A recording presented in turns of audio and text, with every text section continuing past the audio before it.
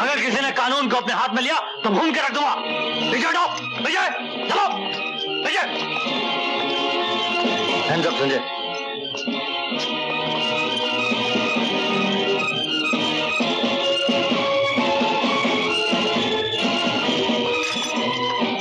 Sorry दोस्त, वो मेरी दोस्ती थी, ये मेरी ड्यूटी है। जो इंसान कानून को अपने हाथों में लेता है, जेल की सलाखें उसका नसीब बन जाती है। माँ, मकसद के लिए जीने वाले नसीब की मोहताज नहीं होते। जगन्नाथ को खत्म करना मेरी जिंदगी का पहला और आखिरी मकसद था, जो मैं पूरा कर चुका हूँ। जानती हूँ, और तू भी ये जान ले, अपनी माँ से कभी उम्मीद मत रखना वो तुझे बचाने या तेरा साथ देने आएगी। हमारे रास्ते अलग हो चुके हैं। माँ,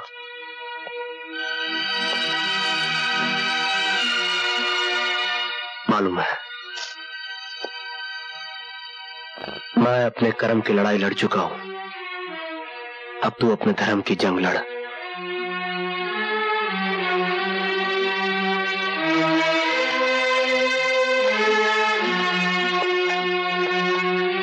माँ जी, मैं जानती हूँ माँ नहीं, एक पब्लिक प्रोसिक्यूटर अदालत के फैसले से पहले अपना फैसला अपने बेटे को सुनाकर आ रही है, लेकिन मेरा विश्वास कीजिए, संजय बेकसूर है।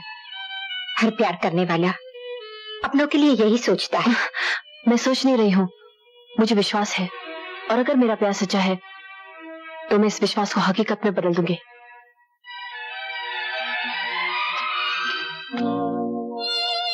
संजय, तुम एक गुनहगार से मिलने आई हो? मैं गुनहगार से नहीं, अपने प्यार से मिलने आई हूँ।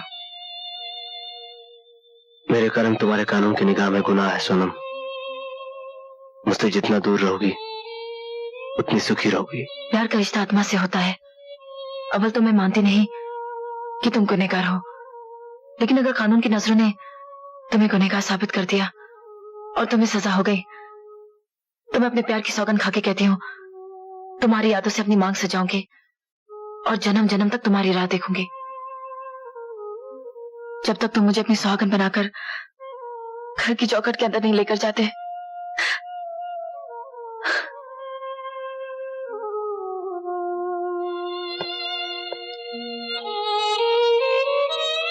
कानून की तरह प्यार भी अंधा ही होता है। सिर्फ फर्क इतना है, एक की सजा इंसान यहाँ काटता है और दूसरे की जन्म जन्म तक।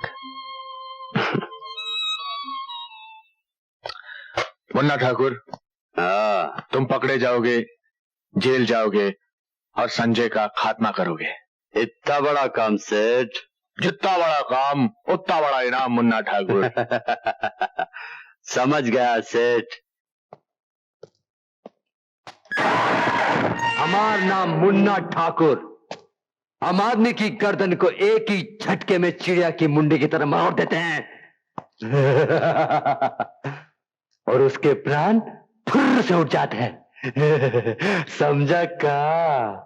और आज वो चिड़िया तू है, तू का?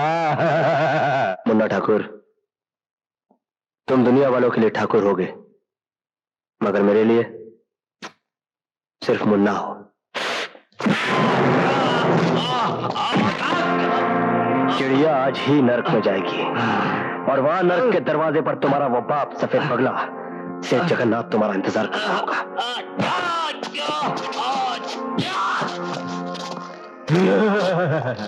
जगन्नाथ नर्क में नहीं, यही तुम्हारी लाश देखने के लिए जिंदा है का? और आज ही मुन्ना ठाकुर तो हर वास्ते यमराज बन के आए। मिस्टर वफादार गुप्ता, ये तुम्हारा असली नाम है? 100% असली सर। दरअसल हमारे एक वफादार कुत्ते की मौत के बाद मेरे माँ बाप ने मेरा नाम रखा वफादार गुप्ता।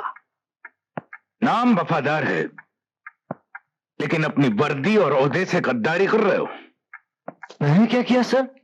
तुम घर की खबरें दुश्मनों तक पहुंचाते हो। मेरे पास रिपोर्ट आई है तनख्वाह तुम सरकार से लेते हो, लेकिन नौकरी तुम उन गद्दारों की करते हो। एक बात याद रखना गुप्ता, घर का भेदी लंका ढाता है और मैं लंका ढाने वाले भेदियों का नामो निशान इस डिपार्टमेंट से मिटा देता हूं, समझे? सर, मेरे नाम का ये निशान आप देख रहे हैं? वफादार गुप्ता। और आप मेरी वफादारी पे शक कर रहे हैं? मेरी? नहीं सर, आप मुझ पे शक नहीं कर रहे, पूरे डिपार्टमेंट पे शक कर रहे हैं।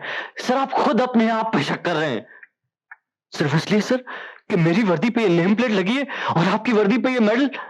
सर, मेरी जिंदगी का एक ही मकसद है, ये मेडल हासिल करना, और उसके लिए अगर मुझे शहीद होना पड़ा सर, तो मैं हंसते हंसते फांसी पर चढ़ जाऊंगा सर। मैं जानता हूं सर, सरकारी नौकरी में आंसू और जज्बात की कोई कीमत नहीं है सर, मगर एक बात याद रखना सर, वफादार गुप्ता का सर कट जाएगा, किसी गद्दार के सामने झुकेगा नहीं सर। अब आप जो चाहे मेरे साथ सलूक कीजिए सर, चाहे मुझे जान से मार दीजिए सर, और चाहे मुझे छोड़ दीजिए सर। ठीक है, मैं अभी इस रिपोर्ट पर कोई एक्शन नहीं ले रहा हूं, तो मैं सिर्फ वार्निंग देकर छोड़ रहा हूं। पर एक बात याद रखना गुप्ता, सरकार वफादारी के लिए वफादारों को मेडल देती है और मैं गद्दारी के लिए गद्दारों को गोली मार देता हूं, समझे? You can go. Thank you sir.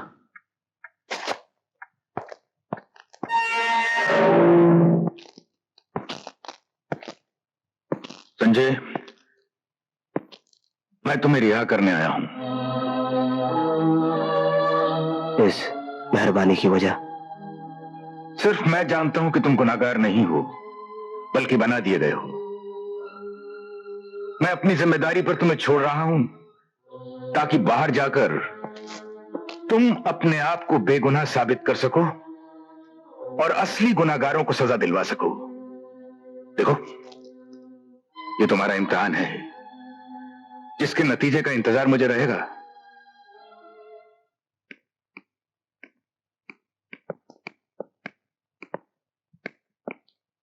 Daddy, Sanjay का क्या हुआ? एक पुलिस ऑफिसर होते हुए भी एक अपराधी के लिए इतनी बेचैनी ताजुब है। डैडी, संजय अपराधी नहीं, निर्दोष है। वो मेरी जिंदगी है, आप समझने की कोशिश क्यों नहीं करते? देखो, मेरे समझ न समझने से कुछ नहीं बनता, इसका फैसला तो कानून करेगा, और कानून तो तुमने पढ़ा है। मगर मेरे दिल ने कानून नहीं पढ़ा है। दिल और कानून, कानून और दिल एक अजीब गोरखधंधा है, नहीं? दिल कानून को नहीं मानता और कानून दिल को नहीं मानता। तो फिर आप मेरे सब्र का इम्तिहान क्यों ले रहे हैं? बेटे, मैं नहीं, तुम्हारी मोहब्बत तुम्हारा इम्तिहान ले रही है, क्योंकि जिंदगी के सफर में तुमने पहला कदम रखा है और मैं तजुर्बे की आखिरी मंजिल पर खड़ा हूं। तुम तो सिर्फ कह रही हो कि संजय निर्दोष है, लेकिन मैंने तो उसे रिहा भी कर दिया है। ओ डैडी!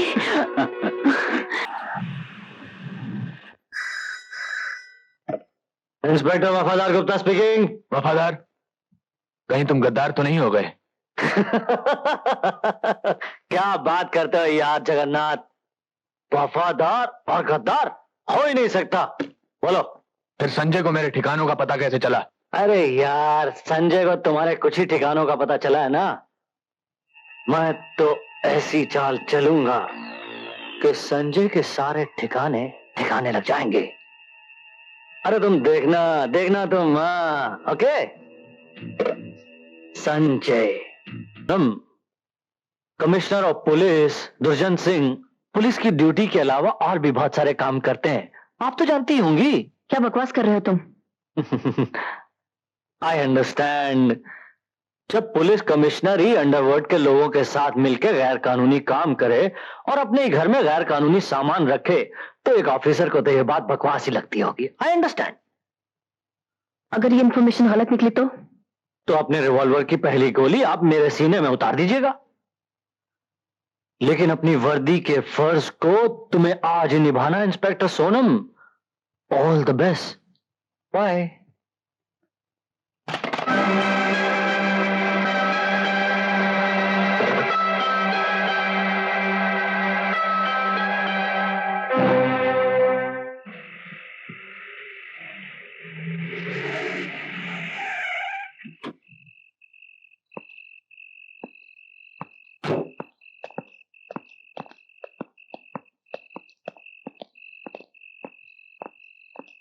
हुसैन मियाँ, सोनम अभी तक नहीं आई। पुलिस वालों की सुबह क्या शाम क्या सरकार आती होंगी। सरकार, बिटिया आ गई। सोनम बिटिया सरकार। अरे सोनू बिटिया, पूरा थाना लेकर घर पर आ गई। क्या बात है, ड्यूटी यहीं पर देने का इरादा है क्या? मेरे पास आपके घर का सर्च वारंट है कमिश्नर साहब। यस।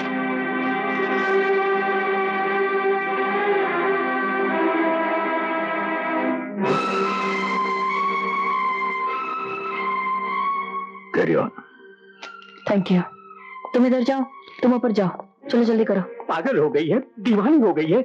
ऐसी बातें न देखी गई न सुनी गई। बेटी बाप के घर की तलाशी लगी। हुसैन मियाँ, इम्तिहान का सबक देना बड़ा आसान होता है, लेकिन हकीकत में इम्तिहान देना बड़ा मुश्किल होता है। शायद मुश्किल इम्तिहानों से गुजरना ही मेरी जिंदगी है। इंस्पेक्टर, चौक से तलाशी लो, घर का कोना कोना तुम्हारा देखा हुआ है। सर,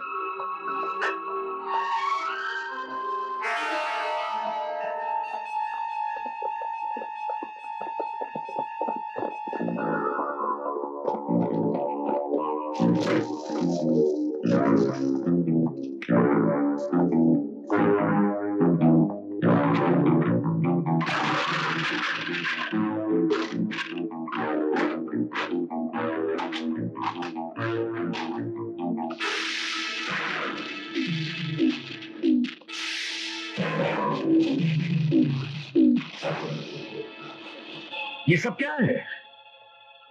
ये वो सबूत हैं जो आपके घर से बरामद हुए हैं। ये किसी की साजिश लगती है। ये साजिश है या सच्चाई, इसका फैसला करना अदालत का धर्म है और अदालत तक पहुंचाना मेरा कर्म।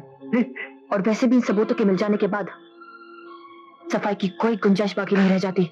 और मैं सफाई देना भी नहीं चाहता। आखिर तूने अपना रंग दिखला ही दिया ना।